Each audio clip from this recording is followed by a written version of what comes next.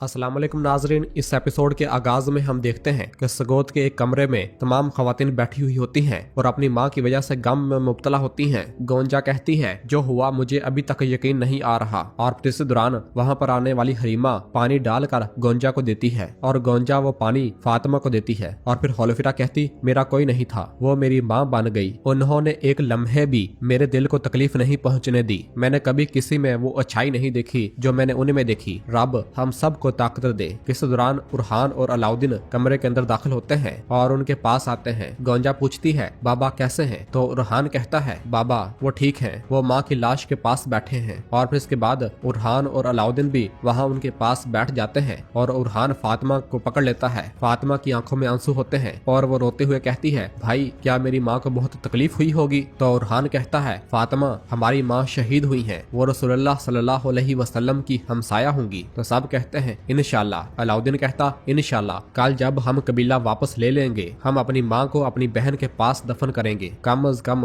वो कब्र में तो अपनी बेटी हलीमा से मिल लेंगी। तो फातिमा कहती है, माँ हमेशा हलीमा की यादों में रहती थी। अलाउद्दीन कहता, उन्होंने कई दिन हमारी बहन को पानी और कीचड़ में तलाश किया, उन्हें इसके जाने का बहुत गम था, लेकिन वो हमेशा साबित कदम रही। और फिर हलीमा पूछती है, आपकी बहन हलीमा की मौत कैसे हुई? अलाउद्दीन कहता है, हम उस वक्त छोटे थे और ना ही हम वहाँ थे, लेकिन मुझे याद है कि कैसे मेरी माँ रो रही थी, लगता है जैसे कल की बात हो। हलीमा वादी के किनारे खेल रही थी और फिर वो अचानक गायब हो गई। हलीमा पूछती, आगे क्या हुआ? तो अलाउद्दीन कहता है, मेरी माँ ने कई दिन तक बगैर खाए पिए मेरी बहन को पानी में तलाश किया, फिर हमने उसे मुर्दा पाया। तब से माँ के चेहरे पर मुस्कुराहट नहीं आई, वो कभी नहीं हंसी और सब की आंखों में आंसू आ जाते हैं। और फिर हलीमा कहती है, मैं बाजियन को देख कर आती हूँ। और जैसे ही मेज पर जग रखती है तो वहाँ पड़े सेब को देखती है और उसे हल्की हल्की याददाश्त वापस आ रही होती है। जब सोफिया ने हलीमा को सेब दिया था और कहा था, हलीमा तुम्हारी माँ तुम्हारा इंतजार कर रही है हलीमा, और उसे उठाकर ले गई थी।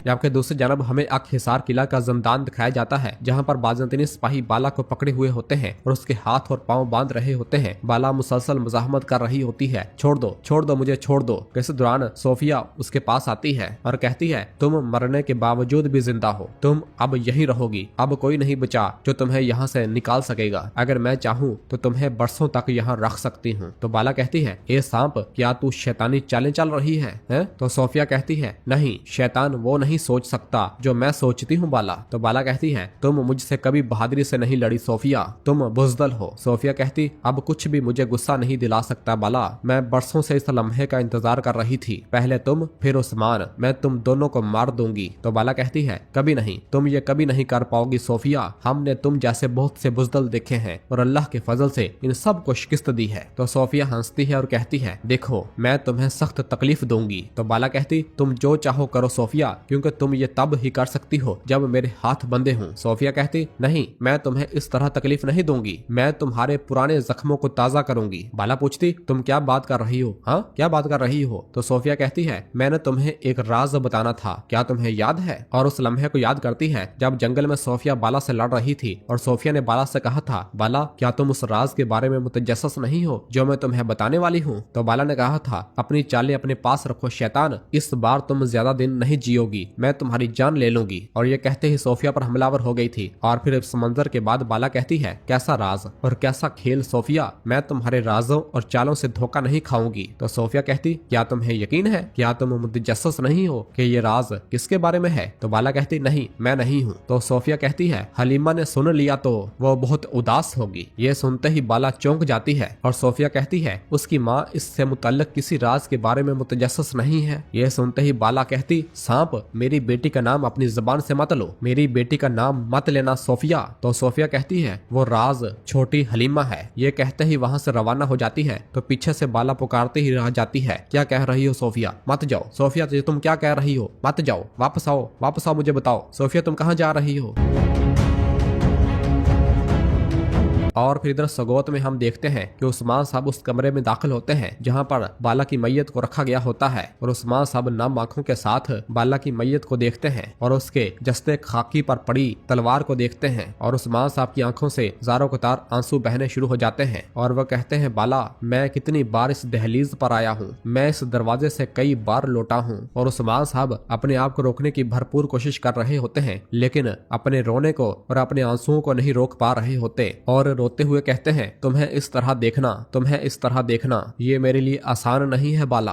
और फिर उसके पास आते हैं और कहते हैं हाय, और उसके दुपट्टे को उठाकर अपने सीने से लगाते हैं और कहते हैं, क्या तुम्हारा उस्मान तुम्हें इस हालत में देख सकता है? क्या वो वाकई बर्दाश्त कर सकता है? उस्मान तुम्हें कभी अकेला नहीं छोड़ेगा, वो तुम्हें अकेला नहीं छोड़ेगा, मैंने तुम्हें कभी अकेला नहीं छोड़ा। और फिर इसके बाद बाला की तलवार को पकड़ते हुए उसे देखते हैं और कहते हैं, बाला अगर मैं अब यहाँ पर अपने पैरों पर खड़ा हूँ, जान लो कि ये सिर्फ इंतकाम के लिए है, तुम्हें हमारी बेटी हलीमा के पास ले जाने के लिए। और फिर इसके बाद बाला का दुपट्टा उसके जिस्म पर रख देते हैं और फिर कहते हैं, मैं सिर्फ इंतकाम के लिए जिंदा रहूंगा, अब से सिर्फ मेरी तलवार बोलेगी। और फिर इस दौरान बाहर से आवाज आती है, क्या मैं अंदर आ सकता हूँ हजूर? उस्मान साहब कहते, आ जाओ जरकुताए। और फिर जरकुताए कमरे के अंदर दाखिल होता है और उस्मान साहब के पास आता है और बहुत ज्यादा शर्मिंदा और गमगीन होता है और कहता, हजूर। उस्मान साहब कहते, क्यों क्यों? एक हमले के लिए जब मैंने मजलिस में बात की, क्या तुम वहाँ नहीं थे जरकुताए? हाँ क्यों? तो जरकुताए कहता है, हजूर इतनी गफलत के बाद मैं आपके चेहरे को कैसे देखूं? हजूर मेरा सारा कलम कर दे, मेरी जान ले लें, आपके साथ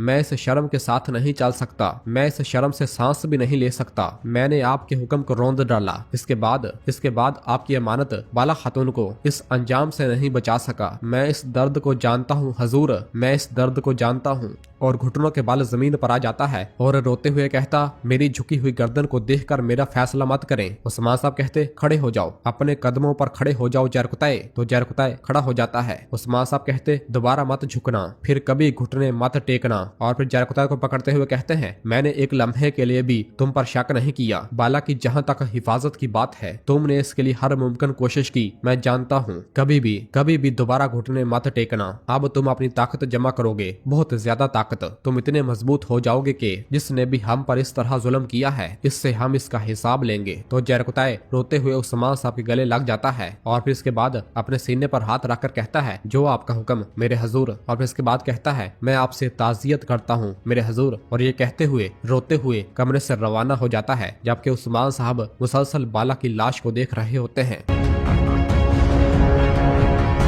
और नाजरीन इसी जगह पर एपिसोड खत्म करते हैं। मिलते हैं बहुत जल्द अगली एपिसोड के साथ। वीडियो को लाइक कर दें और जिन दोस्तों ने अभी तक चैनल सब्सक्राइब नहीं किया वो जल्दी से चैनल सब्सक्राइब कर दें और बेल आइकन यानी घंटी वाले निशान को भी प्रेस कर दें ताकि आने वाले एपिसोड आपको आसानी मिल सके। दुआओं में याद रखें। अल्लाह हाफिज।